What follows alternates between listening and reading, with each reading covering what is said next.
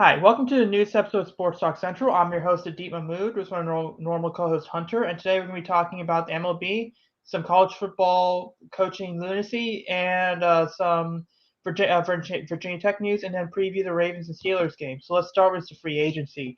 So obviously we know that there's a lockout that's happening, but before the lockout, there's also a wave of deals. So where do you want to start with, Hunter? The lockout or the deals? I guess we can probably start with the lockout. I mean, did you notice when you went to all the team websites, they took all of the moves down Yeah, like in because 5 minutes? they can't profit off of their likeness or something like that or something. Yeah, and then Rob Manfred's statement about it, about like with the owners and everything, was just a total sham. I don't really expect anything different. At least they have a few months to hopefully get this right. At least until catchers and pitchers are supposed to report. But it's probably going to be a hard negotiation just because these two sides have never liked each other. I'd honestly say it's kind of worse than the NHL. So it's I'll be curious to see what the CBA looks like. Yeah, no, I think some of the big sticking points is that so right now you need 3 years before you can go to arbitration for players, 3 years of experience. And right now the players want two, the owners want three. So that's kind of the first thing. There's also other topics they're talking about like uh, a competitive balance and everything else. I mean, it's gonna. I you never want to see a lockout, but there's so many issues wrong with the game right now where you have like tanking is something that teams can use in, so you got to remove that. You have to disincentivize tanking. The whole salary floor versus salary cap. That's another sticking point because it seems Mhm. like players want a salary floor at the very least because the big thing is that the owners are saying players like the average salary like the player's average salary is high, but it's not. That's really more of a misnomer because the issue is that the top end players are getting a lot of money, and then the mid players are either going to international have to go international or they have to take lesser deals. So like there's the entire mid section of free agents of guys that probably should be getting about 8, 9, 10 $1 million. They're getting 3 million, and Yeah. so owners and Manfred, they're saying that the people at the top, they're saying that players are making more money, but in reality, Mhm. it's the top end players are making a lot of money, and then it's the back end players making a little bit of money, and then you have your guys with less than 6 years of service time. So that's kind of a misnomer there. So I think a salary floor would definitely help raise some of that middle class and get them up to about that $10 to $12 million salary. So I think that's what the first thing you need to do. The whole thing about tanking, the problem with tanking is a lot. I think it's disincentive. I think the problem with tanking is that you're looking at money as the only reason, but if you look at draft and development, those are also some of the bigger ways teams can stay competitive. Like the Rays don't have the budget, but they have great drafting and development, so that's why they are competitive. But and then you look at other teams like the Yankees that don't draft and develop talent well, but they do have the money. Um, so to me, like so that it's so I think that both sides are approaching this kind of the wrong way because they're thinking about it through money and they're thinking about it through well maybe don't maybe turn into a lottery draft into a lottery and anything else. I it's tricky. Um, Mhm. the free so to me the long story short there should be a group of guys making more money than they should. I think a salary floor is a good idea. There's a weird idea that I had, which was something about the idea of there's a salary floor, let's say of 100 million, but the idea is let's say you want to improve the pitching. So what Yeah. you would do is there's 4 levels, 4 or 5 levels. If 75% of the teams you have, so if it's three of your teams have a team ERA, collective ERA at separated each level at 3.3 or lower, then that salary for the next year will drop down to 95. And then maybe drops down to 92 2, 9. Then it doesn't go. Then it goes 5. Then it drops down to 4. Then it drops down to 3. Then it drops down to 2, just for the next year. But if in another situation after you have that situation where the first year where you have all four minor league levels has a collective ERA of 3.3, which is really hard to do. But hypothetically, if that were to happen, your salary floor would drop down to 95 million. Then the next year, only one. Well, your salary floor for the next year goes up to 100 million. So basically, what you're doing, maybe you do a little bit for the batting side. So the idea is the team spend money, but because there's an incentive for your minor league to develop your guys, because the better your minor league system is, the more you can actually the less your floor is.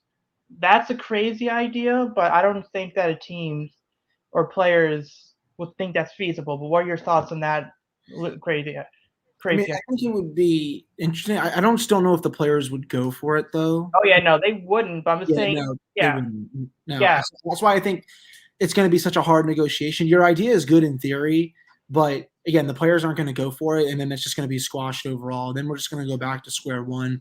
yeah. I think I'm curious to see if they want to, if anyone is going to implement like a salary floor / Yeah, I think a salary floor. or is there going to be a small salary cap in place? Yeah, I don't think so. but that was the thing though, because I think that's what they were saying. Like, if there's a salary floor, then we need a salary cap, or we need a luxury tax, pretty much. You need like a limit to where teams can spend. Yeah, I wonder if they're going to try to have teams fit all your players into one singular number that you can't go over. Yeah, so that's gonna be pretty interesting. But I mean, yeah, we can transition this to a quick discussion on some of these deals that were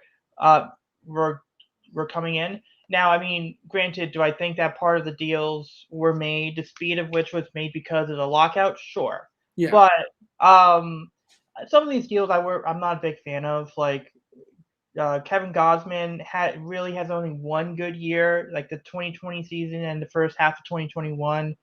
Why the Blue Jays gave him $22 million a year, I don't understand. Robbie Ray had one good year. He signs a massive deal. Corey Seager also has injury concerns. So what were your thoughts on these deals and some of these teams that were That's a lot of money thrown around, man. Like, some of these players, I think, got too much money. I think Corey Seager is good, but is he worth that contract? Has he ever played at that level? Who would you rather have, Corey Seager or Kyle Seager? I mean, that's tough because both are really good. I mean, I would probably lean towards Corey, but I mean, Kyle's pretty freaking good too. I just don't think he's worth that kind of money. Max Scherzer going to the Mets. That's, people are going to compare it to the Bryce Harper thing. It's not. It's not. Max here, he won a World Series for the team. He's probably the best. He's easily the best pitcher in franchise history. Hopefully he does not get booed coming back to Washington. What he did with this deal, dude, he took it for the money. When you're 37 years old and you're getting paid 35 to 40 million a year, you'd be an idiot not to take that. He's getting paid more than that, 43. Yeah. If you're if someone is going to offer you that kind of contract to work anywhere, why would you not take it? I mean, like, yes, it's the Mets. Yes, it's the Mets. Yes, they haven't done anything in a long time. Their rotation is going to be better, but we'll see what they do. But again, that said, he took it because of the money. I'm not surprised. That's how he'll finish out his career. I think there's an opt-out after year 2. Still a great pitcher. I'm fine with it. It's going to be weird to see him in a Mets colors, but it's not the Bryce Harper situation. I don't think he's going to get booed because he went to a rival. He just went there because of money. The Javier Baez, he went to the Tigers, right? Yeah. 6 years, 140, I believe. Yeah. So that honestly, that contract's not bad. But then when you look at some of these other ones, Semien to the Rangers, 7 years, 125. Texas, I'm pretty sure as well. Yep. They're going all out to make a run at the division, though. Adit, I'll get your thoughts. Do you think they can win the division next year with the signings? No, they cannot. They don't have pitching. John Gray ain't helping you. And we don't know if Clayton Kershaw will come home. So Yeah, I read that too, that they're trying to get Kershaw. I mean, they're two pretty big signings, so your lineup gets better. But as you said, the pitching, and they're in a division still with, Houston I believe it's, Mariners. yeah, the Mariners. Houston is still there, which they're going to be ridiculous again. And Angels have a lineup, but they well, need another I pitcher. believe they have two players, is what they have. Yeah. Yeah, I mean, I feel bad for Trout and Otani, but I mean, some of the money that was thrown around it was ridiculous. I couldn't believe it, to be honest.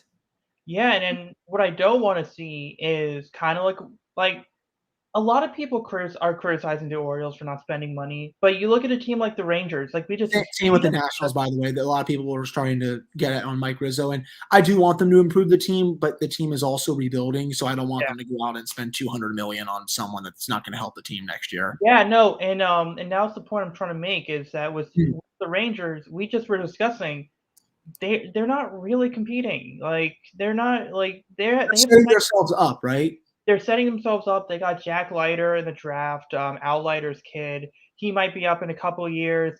They have Josh Jung, he might be up in a year or two. But other than that, I mean, I can't name their bullpen. I can't. I mean, John Gray is their ace. I mean, he's not a bad pitcher. Like if you can put up the numbers he put up at Coors Field, he's a good pitcher. But I don't know how good he is. So I mean, do they go and get a Carlos Rodon? Do they go and target a Yusei Kikuchi? Do they go get Clayton Kershaw? I think the pitching's gonna be the downfall, and I think that teams need to like the Tigers, they have good pitching. They have a good lineup. They have Spencer Torkelson is going to come up soon. Casey Mize is a good pitcher. Like they have pieces there. They can do it. The Rangers, they're in a bad situation. They don't necessarily have the immediate help. I don't know if the investment is going to be good. And apparently, the Rangers might go after Kyle Seager as well. So we'll Wow. yeah, so we don't that What and so was the did Correa sign, or did I miss no. Correa did not sign. Trevor it? Story hasn't signed. No, some of the guys we haven't signed are Seager, Correa, Story, Freddie Freeman. That's right. Uh, yeah, I thought Correa was in talks with the team, but I wasn't sure if he signed. no. I think he's willing to wait, so with the Nationals, I know and I think there's a few other teams. I think a few other teams where they spent money. I don't know if it'll be worth it. I They know were that. looking at Chris Taylor, kind of as like a utility guy. Yeah, Dodgers. Yeah, Dodgers signed him. So Yeah, the Nats were looking at him before he went back. yeah, no, and then so I want so it's gonna be pretty interesting. So it's gonna be I'm curious to see when this lockout ends, like what the free agency looks like. Yeah. Yeah, because um because like also like we can go to a little bit of Orioles Nationals here. Nationals I know got Cesar and Hernandez on a $4 million deal.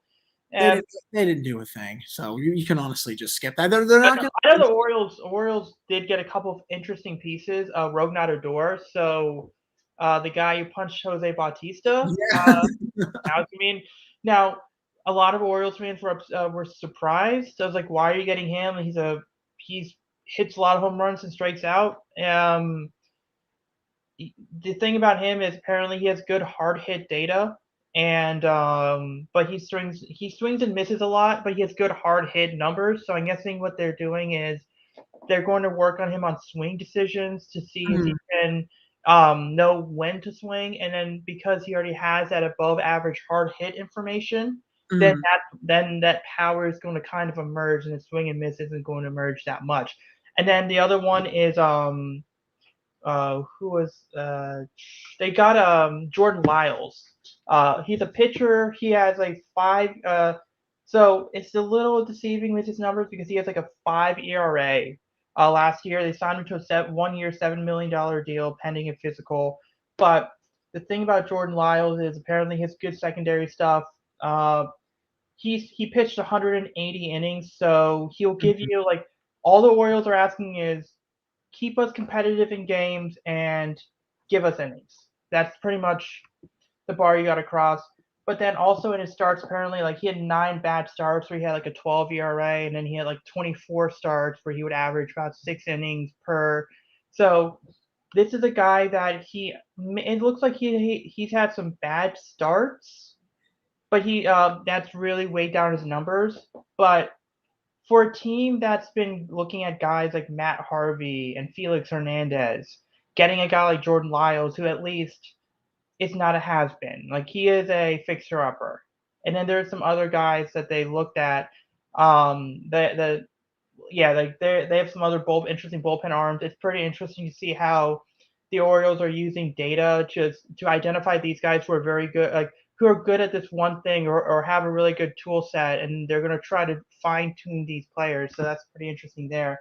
But we'll see what happens with the salary floor. I mean, the Orioles might be in play for Correa if there's a salary floor, because if they have to spend $45 million extra, then I don't see. And then the Orioles are. I could see the Orioles considering giving Correa like 34, 35 to kind of bridge that difference with two players, but we'll see what they do. Nationals, we'll see what if the Nationals go and Yeah, get one. again, they're not going to really probably do much in free agency. They just don't want to give out, I don't think, a lot of long-term contracts when they're just kind I of. could see some pitchers. I could see maybe a Rodon if he's there. Is that Yeah, I mean, maybe like an infielder, potentially another outfielder, probably maybe a pitcher to help with Strasburg, because he's coming back and he's been really banged up. They probably do need another strong ace because Scherzer's not there anymore. They have that young prospect from the Dodgers who played well this past year, but they probably still need another pitcher. I wouldn't be surprised if Rizzo went out and got one there, but otherwise, I think it's going to be fairly quiet. So yeah, let's do this one. So we have a coach carousel. So we have Lincoln Riley going to USC, and then Brian Kelly going to LSU. Marcus Freeman's now replacing Brian Kelly at LSU. Well, the Virginia Tech stuff we'll do it at its own topic. But what were your thoughts? Like when you started seeing these big names go from place to place, what were your thoughts? I mean, loyalty is right.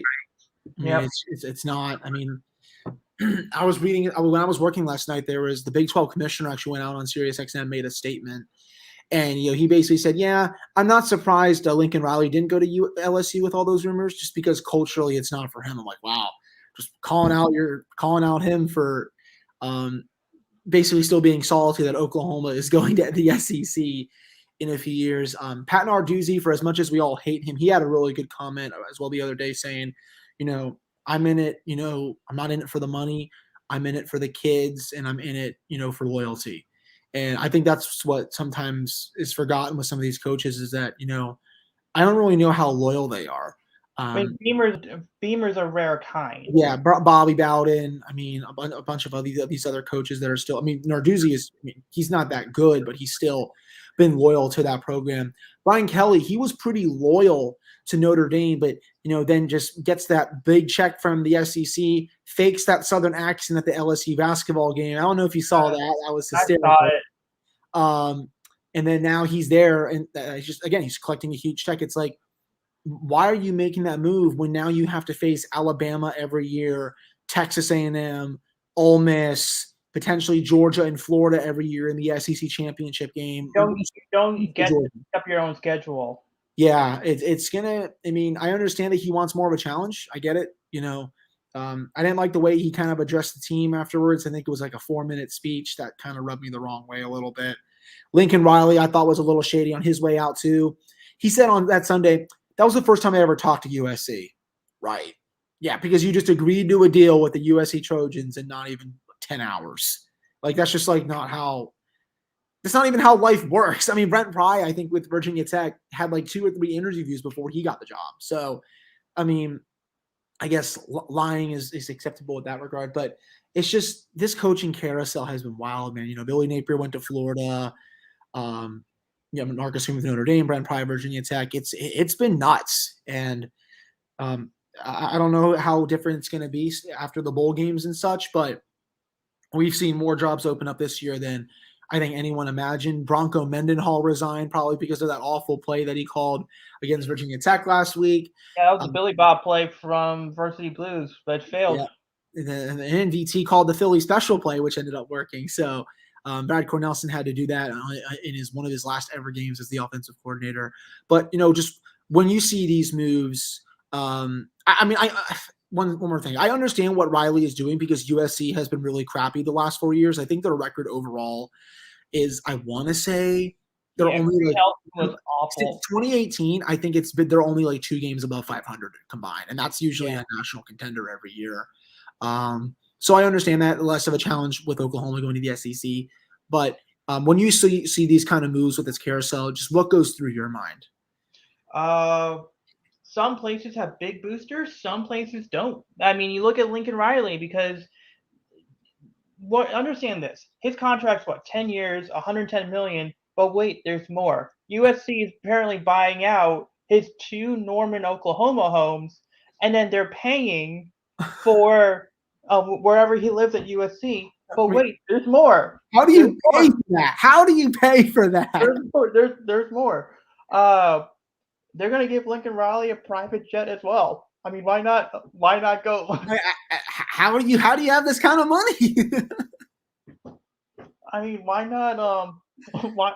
Never mind. I'm not going to continue my thought there. But no. But it's really it really shows that big colleges have big boosters, and I don't know if that's the way college football should work. I mean, college football is about tradition. It's about because it's players are leaving after 4 years. Like players are going to come and go. Coaches probably going to stay. The problem is some of these moves are, oh, you need to win a national championship or else you're fired, and then we're going to overpay for someone else. Like Lincoln Riley has as much playoff wins and national championship wins as USC.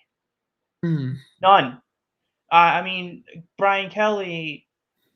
It just reeks of splash moves, and I mean we can go more. We'll go more into the Virginia Tech thing, which is they went out like Virginia Tech could have easily went out and got a Jamie Chadwell. They could have easily went out, and they could have easily went out and got any of these guys if they had the money.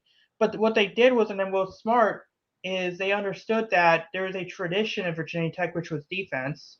They went out and got a guy in Brent Pry who his press conference in one press conference he sounded more like he understood Virginia Tech than Fuente did in 6 years. It's crazy. I mean, it was just awesome how engaged he was, and he was cracking jokes left and right. He really seems like I wasn't crazy high on the hire, but as the few days have gone by, I feel better and better about him. He's one of the best defensive coordinators in the country. Someone compared it to like a mini Bud Foster kind of hire, or like a younger Bud Foster. Yeah. And I think he's going to assemble a pretty good defensive staff. We've already heard Sean Quinn should be the linebackers coach. And he can recruit Georgia and Florida pretty well. Yep. And then I'm forgetting the other guy's name. What was his name again? Derek Jones. Derek Jones, yep, from Texas Tech. He was the co-defensive coordinator and one of the secondary coaches there. I would assume he'll probably have the same role here. So I'm not concerned about that staff. I'm sure he'll put together a really good defensive staff, but he also understands the need to recruit. I really like how he was talking about that. He was like details. He learned under James Franklin, who, in case people are not aware, they came into Virginia and stole quite a few Virginia recruits, didn't they? That was the point I was going to make. That if you look at the Virginia recruits, it's Penn State, it's VT, and North Carolina, and then there's everyone else. So the fact that you have and then the Blue Bloods come in and get like Coville and like a bunch of other guys. Yeah. So yeah, keep going. Yeah. So I really like it. I think what's going to make or break this hire though, who's your offensive coordinator? Your salary pool is up by 2 to 3 million. This is from the drive for 25, and with more money, the school has more money now, I believe. Per Tech Scoop, they will have the second most money to give all the coaches in the conference outside of Clemson. But beforehand, they were like, I think 9th or 10th. With this new upwards of cash that they have, they're now second. So that's huge. You have to have good coordinators. You have to have a good staff around you that can recruit and coach. And I think with this hire and with the staff that they should assemble, that's going to happen. I want them to go out and if you're going to make a splash for this staff, go out and get a really good offensive coordinator. I think that's that really will make or break this hire, I think, because he has no experience calling plays. He calls the defense. He has no experience running an offense. I mean, I liked what he said about what he wants his offense to do. Me personally, with where college football is going, I want to score 30 to 35 a game. That's my expectations. If you're not doing that in this day and age with all the scoring that is around every conference, you're not going to win a lot. And we've seen firsthand that Virginia Tech has not been doing that because who's been the offensive coordinator. And you need to go out and get someone who has called plays before. With Brad Cornelson, before he came to Virginia Tech, he didn't call the plays. That was Daryl Dickey at Memphis, and now he's an offensive coordinator at Texas A&M. Imagine if Fuente brought him here instead of Brad. He would still be here. Fuente would still be the coach. Yep, he would be because he actually had the play calling experience. You need to go out and get someone who has not only play calling experience, but has good numbers to back up that experience with the offenses that they've ran. Yeah. What are your overall thoughts with everything? Yeah. So some of the requirements is the defense for the head coach is that the defense has to be better for next team. Yeah, Brent Pry as the head coach.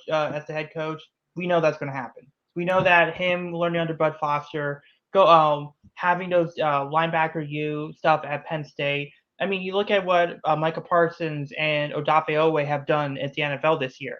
I mean, those guys came to Penn were developed by Brent Pry and James Franklin. And I think James Franklin, he's a great, like, how there's coaching trees. He's a great coaching tree to have, especially if you're a college in this region, because his ability or his staff's ability to pick and choose people who can recruit on the East Coast is really impressive. So defense is there, recruiting is absolutely there. I mean, people are saying Charles Huff to be the head coach because mainly because he can recruit the Northern Virginia area. But Charles Huff is also green when it comes to having positions of leadership, like as a head coach, because he's only had 1 year in Marshall.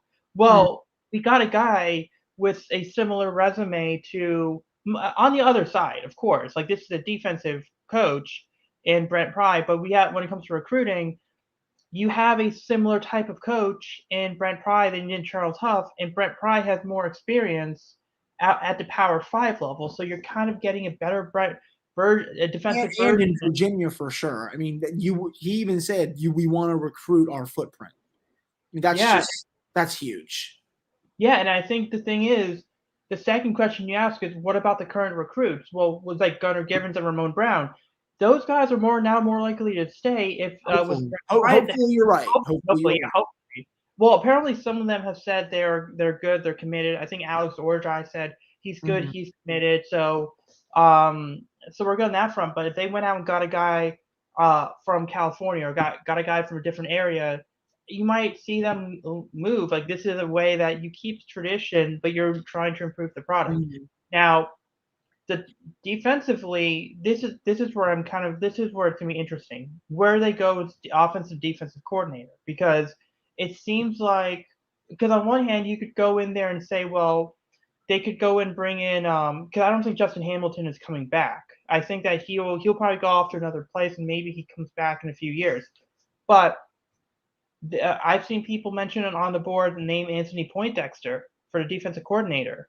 Now, that might be a big FU to the UVA fans, because Poindexter, if you don't know, is big at UVA. So him kind of going to Virginia Tech would be a big middle finger. But the thing is, Brent Pry's really I would rather see him spend the money on a really good offensive coordinator than on a defensive coordinator. Yeah, I think he should have enough connections where you can get a good defensive coordinator that will call your defense. And who's the D-line coach?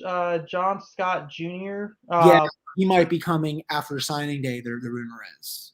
Yeah, so I mean, that's so I'm fine with him spending less money on the defensive coach because Brent Pry himself is really good defensive mind. Now, I know that a lot of people are saying Joe Moorhead, he's going to be the head coach in Akron. Yeah, he's going there, yeah. The pipe dream is Josh Gaddis, who was on the staff with Penn State. If they offer him a deal, Michigan's just going to up that contract. Yeah, but I know people are saying, well, if you look at what he's doing, he was on that staff with James Franklin. He's like there. It's like a club they have, and he was a part of it. Mm. Then you have other names. I mean, Zach Kitley is another option people were bringing up from Texas Tech. I saw Tyler Bowen, I think, for Yeah, the the Jag. Jaguars I read. Yeah, Tyler Bowen's an interesting one. I mean, maybe they can. I think that he might be the one of the more favorites one. Brian Mclendon, the receiver coach out of Oregon. Mm-hmm. Um, he doesn't have that direct connection. I mean, his connection to Brent Pry is, I guess, through Joe Moorhead, but he's another option. Zach Kitley is a 30-year-old assistant. He was assistant with Cliff Kingsbury. He was a quarterbacks coach for Patrick Mahomes. I mean, that could be interesting. So it's going to be pretty interesting to see what they do with this offensive coordinator position.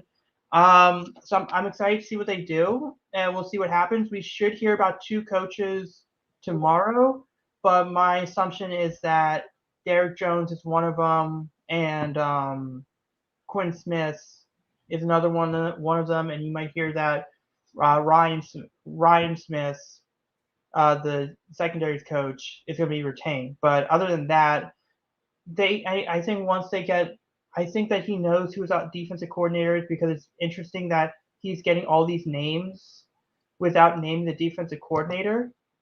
Um, he's getting all these names without the defensive coordinator, but without actually, when you would think he would hire a defense coordinator and then the defense coordinator do all that stuff. But well, it's gonna be pretty interesting to see what they do there. Let's move on to the basketball side of things.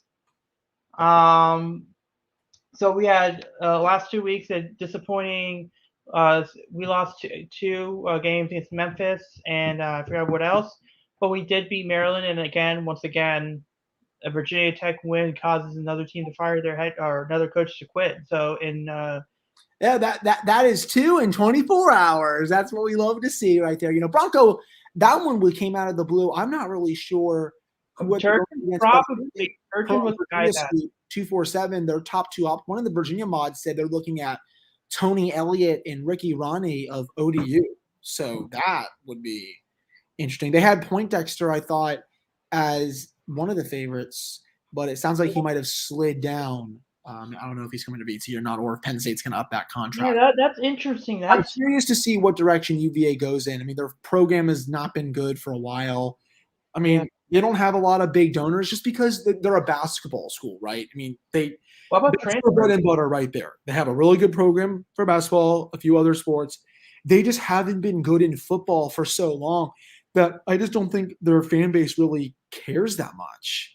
Yeah, I mean, what are you? Before we move to basketball, is there any First of all, the Poindexter thing, that's pretty interesting. That the whole thing of his name, he interviewed for the job. Yeah. He's not considered one of the favorites now, and then there's smoke that he might be the defensive coordinator. I mean, that makes sense because if there's anyone Poindexter would be someone that Brent Pry trusts. He would definitely trust Poindexter, and like I said. Poindexter's a good recruiter, but also, I mean, the fact that it'll be a big FU to the UVA fans, to the UVA football program, that he's now going to Virginia Tech. I mean, that'd be great. But do you think there's any recruit? I mean, quick question: what do you think Brendan Armstrong's future is? And the second thing, I wonder if he's going to transfer. I mean, that would suck for UVA. It's funny, man. They never have good quarterbacks. The last couple of years, they've had two of the best quarterbacks that have played for that program. That's hilarious to me. Yeah, and then the other thing is, do you think that if any of their guys transfer, right? Any of their teams that transfer, and if you're Brent Pry, are you interested in any of these guys? Because they have some receivers. They do. They have. I think they had 4 to 5 receivers with over 500 yards this year, which I think led the nation. Yeah. That just makes their play call even funnier. Yeah. Who's that guy? They have Wicks, Jadavian Wicks or something. I think so. Yeah. Yeah. If he transferred, I wouldn't mind him going to Virginia Tech. Yeah, but would he though? I don't. When have we ever seen players from both these programs transfer to the other one? That's rare. Ooh, I mean, that's tough. I mean, you're right. It is tough. I mean, I think we had a guy from special teams, from UVA transfer. Never really happens. But then again, who knows? Like it depends a lot on the coach. Depends on a lot on the quarterback. Brandon Armstrong could go declare for the draft. He could absolutely declare for the draft. I mean, it's a weak quarterback class, so we'll see what they do there. Virginia Tech basketball. I mean, They're playing Wake right now. They're down by I think 6. Nice win against Maryland, and then the coach resigned. But before that, they honestly I think should have beaten Xavier. That was a game that was very winnable with the players they had out, 2 of their best players, and it came down to the end, and they couldn't. They had a nice comeback, but it shouldn't take that much to win that or to lose that. Excuse me. Yeah, so we'll see. So the Maryland win was definitely great because it definitely. I think if they lost that game, a lot of the fan base would have been really nervous. I think that Storm Murphy, he's a good player, but sometimes he gets in his head a little too much, and he plays a little tentative. I think he needs to start playing a little with a little more confidence because this was a guy at Wofford that was really good, and that was the guy that people were really excited for. So he needs to play a little bit better, just to, like have more confidence. But maybe he develops that over time. But so we'll see what they do there. Like you said, they're playing Wake Forest right now. They're losing. And then we'll move on to the Ravens and Steelers. The Ravens play the Steelers this week. The Ravens are now 8-3. With there and the Steelers are 5-1, and the Steelers. I don't know whether you just feel good about this team or not. No, but I will say TJ Watt is back. He tested negative for COVID 2 days in a row. Looks like he was able to get over COVID a lot. Still injured? No, he had COVID. No. Doesn't he have an ankle injury or something? He might be a little banged up, but he got off the list today, and they said he's playing. And I think Cam Hayward, it's been reported, is going to play as well. So they look to avoid the really bad scenario of having both of them out, which would have meant there would probably be a 50-point blowout. Now it might be a 20-point loss. I'm just messing around. I think it might be closer than what some people expect. These two teams always play each other close. I think the Steelers will be fired up for it. Now, will they win? I'll believe it when I see it. It's just they've been playing really bad football the last couple of weeks. They can't stop the run or the pass. And you're going up against a team that runs the ball probably. Yeah. I mean, they play Lamar Jackson really well. I mean, this has been the team that he has struggled the most against. Now, very small sample size, 2 games. So we'll see if the third time is the charm for him. I just had to point that out. I think he only has, I think he has 7 turnovers in the 2 games against them. Right. But, I don't know how they've been able to key in on the run though when Lamar's been playing. Tuitt's been there. Alualu has played. They've had a fully healthy defense. They're not going to have that for this game. It's at Heinz Field. Obviously, the Steelers hardly get blown out there. It's going to be a closer game than what some people expect. I mean, I wouldn't be surprised. Well, I will be surprised if the Steelers win it. I will be. That's just how it's gone this year. We'll see. I think is my main thing.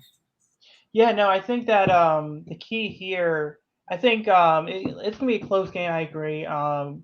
It's going to be interesting. I mean, I think they were able to last few games. They were able to key in on Lamar's running ability because they were able to basically have one guy kind of focus on a running back, one guy focus on Lamar.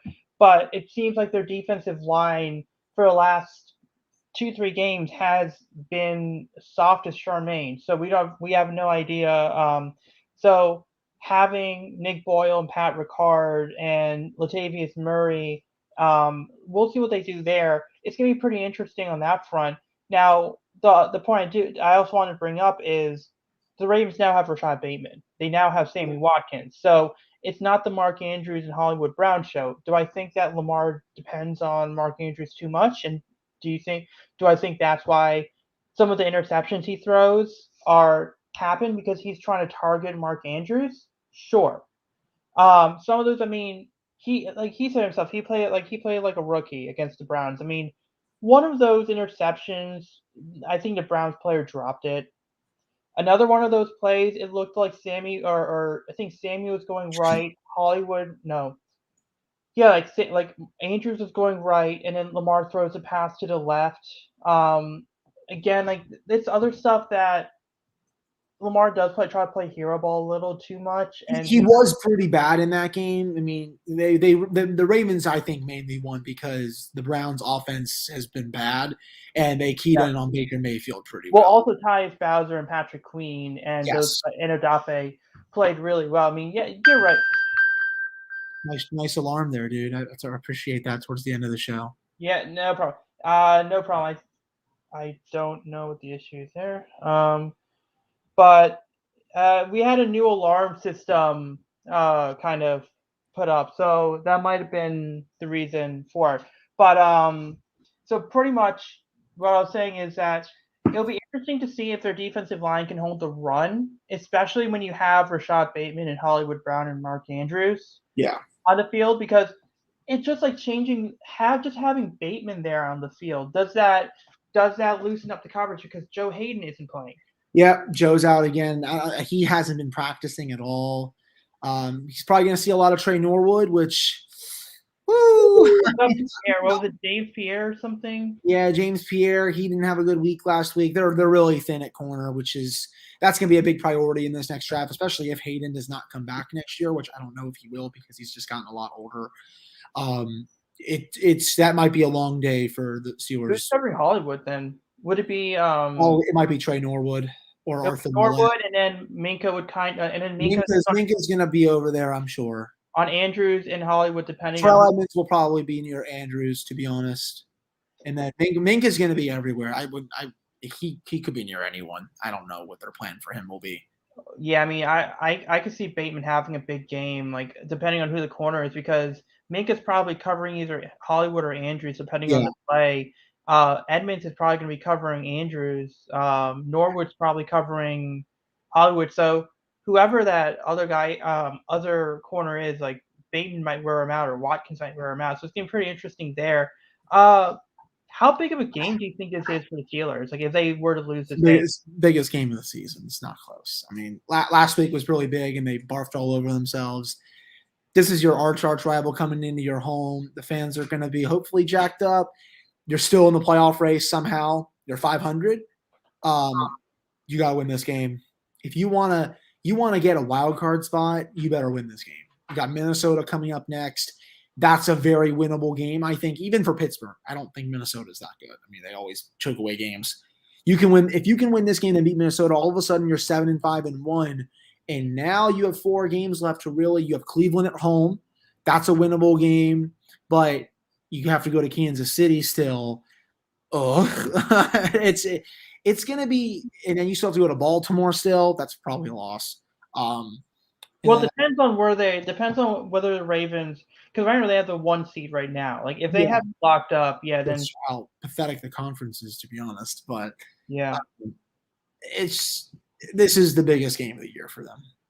yeah, no, and then I think that a lot of people were talking about, like when the whole preseason win streak happened. It's like, well, why does it matter so much that you win 20 straight games? Well, you know why the Ravens, like part of the reason why the Ravens are 8-3 right now with all the injuries they're having, because if you win in a preseason, that means you have a lot of depth, a Yeah, lot of quality depth, and if you win in the preseason, you're going to win in the regular season. That just goes not only to your first stringers, but your second, third, fourth, fifth, sixth, seventh, eighth, ninth, 10th, 11th, yeah, 13, 14, 15, 16 stringers, which it seems like they're on in some positions right now. So that's the point I'm going to make. And now I think the key here, I think in this game, is going to end up being the interior of the Steelers line against Calais Campbell, Justin Matabike, Brandon Williams, yep. That should and be. It's not and going to be Tyus the same. Bowser. It won't be the same as when we had all 5 amazing stooges on our line. That's for sure. Yeah, no, because you got to think about, like, Odafe always just has a relentless motor. Yeah, Yeah, like and then and it's then going to you be have tough for them to protect Ben. and then you got Brandon Williams who can cover 2 guys. You got Calais Campbell, and then Mardell likes to blitz. So like Patrick Queen has Lennox. Yeah, Queens is ready to blitz. So Queen is like you can see Queen rushing through. You can see Tyus Bowser rushing through. Like so to me, that interior is going to be key. Can the Steelers kind of break through with Zeitler, Bozeman, and whoever the left and Ben Powers, or can the Ravens kind of bust through that pressure because Ben is as immobile as they come. And then we'll just end with this. Like, what were your quick thoughts on the Ryan Clark rant? He's an idiot. I mean, his first one wasn't bad, but his second one, I'm assuming you're talking about Big Ben with how Yeah, and I'm talking about the first one where he Oh, said the first one, he wasn't totally wrong. I do think Chase Claypool needs to stop talking a lot of times and just let Mike Tomlin do his thing. The second one, though, was yesterday. I was working and he said they should bench Big Ben and see what they have behind him. I'm like, Ryan, we have Mason Rudolph, who literally has more interceptions than touchdowns thrown when he started. And then Dwayne Haskins can't even get a helmet on Sundays. So that just makes you sound like a complete moron. And I liked Ryan Clark while he was here, man. Great all-pro safety, but sometimes he just got to shut his mouth. And I understand I he's. mean, he also did say that in that Ben quote. He said, "Look, I have a Super Bowl ring because of Ben." So Yeah, and then he goes on to say they should bench him. It's like, shut up. Like, they're gonna ride him out. He's gonna retire, and then they'll figure out what the hell they're gonna do next year. Do you think Kenny Pickett is an option? I don't know. It's the quarterback class. I'm not really a big fan of, to be honest. Yeah, I mean, Matt Corral, Kenny Pickett. There's some good options. We'll see what. I'm not sure. Yeah, so we'll end the show on that note. Thank you all for listening, and we should be back next week with an episode, whether it's on Friday or Saturday. Yep, that'll do it. Talk to you all then.